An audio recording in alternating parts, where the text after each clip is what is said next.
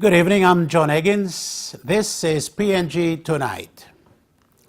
Coming up, he is the leader of the opposition and sees himself as the champion of the people, telling our leaders that the men and women of this nation are not fools. We speak with Don Polye, who emphasized governance issues. He says desperate measures have to be taken immediately to avoid the effects of it within the next 3 years.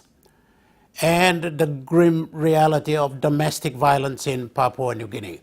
The shocking story of violent abuse one woman has endured at the hands of her husband, forced out of her home and on the run for over 9 months. She courageously speaks to us about her daily battle for survival, raising public awareness through her own experience that domestic violence will ruin lives.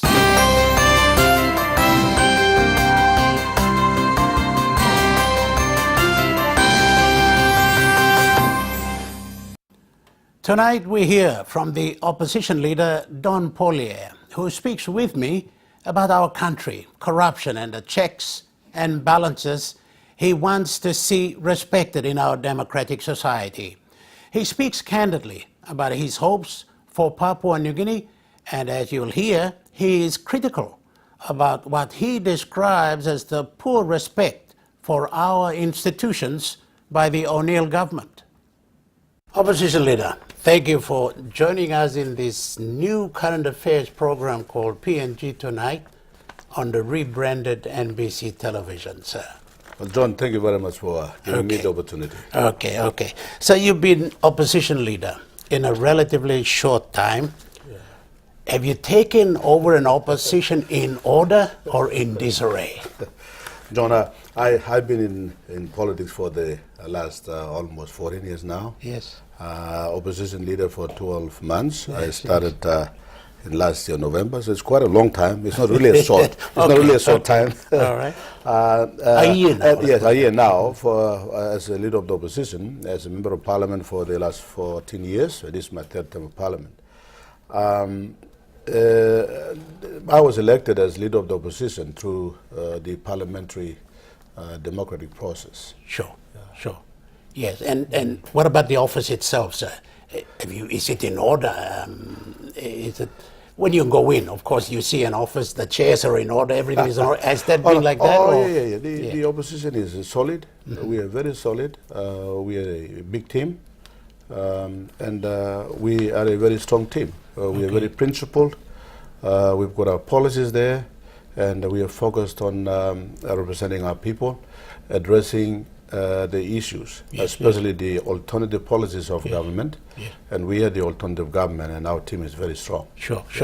And you have been loud, really, and your deputy has also been likewise. You're up front, we're seeing you, but correspondingly, your policies appear to be a little silent. Is that something you're working on? John, I'm afraid I need to differ from the perspective you see it. In fact, when we see many issues in this country are not properly addressed, and the issues of governance, issues of transparency, the use of funds and the people's rights are not being respected by the government and others in authority, it really demands the society to say, look, that is not right. And John, you realize that that's exactly what me and my opposition, the Honorable Sam Basil, is a very good leader. He's doing a lot of good work in his electorate, and we are joining our forces with the other members of the opposition to say that the people deserve something much better. Okay. So how can we not be vocal? How can we not be loud to addressing the views of the people? The majority of the people out there, they want us to address that, and it's our duty to do so. Any specific cases that you feel strongly about that you really need to come out with? I mean, you're saying it, you're covering it in general. Any specifics? John, there are many things that I can give you, but the most important matter that needs to be addressed by the country now, that people need to see it, is the rule of law. at present, there's no respect for the rule of law, there's no respect for the Constitution, there's no compliance to the Constitution, the spirit of the Constitution, the rule of law by the current government. That is where the challenge is. And I've been urging the current government, especially the Prime Minister, to say we need to comply with the processes that are there, stipulated by the Constitution. The laws that are there need to be followed, complied to by all systems of governance. That's the most the important challenge that I see. The government needs to ensure that it is complied with. The second thing I see is the governance, the institutions that deliver governance and service to our people. These institutions are in a disarray, compromised, manipulated. Police force? Police force is one good example, is also being politicized. The police force is a constitutional office and should be allowed to perform its duty and its functions without fear or favor, without any political interference, but it has been interfered again and again.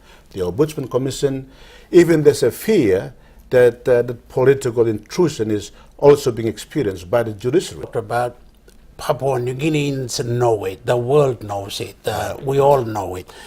So you have been in government, corruption has been spoken at that time, you're in opposition today, it is still there.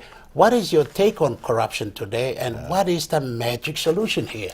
Yeah, the corruption can be eradicated with the proper method of governance and approach taken by the government.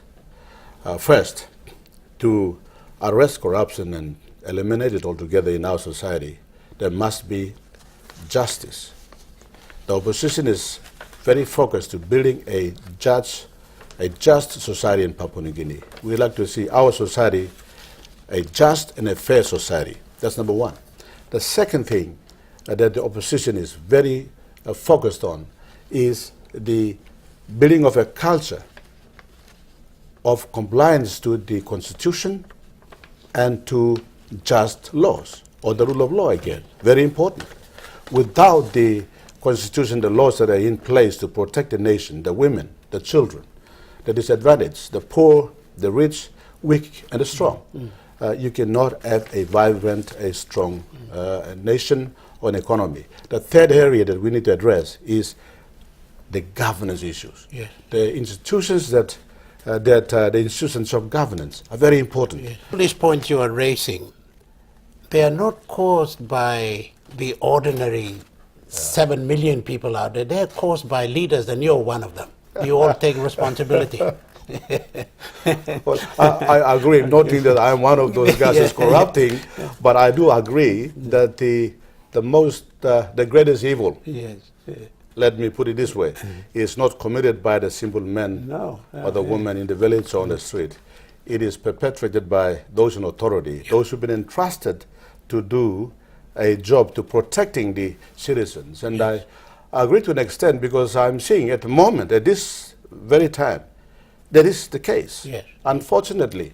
And I was going to come to the fourth point when you raised this, and to arrest and prosecute crime, those that are implicated expeditiously, without delay, effectively, and without fear of favor.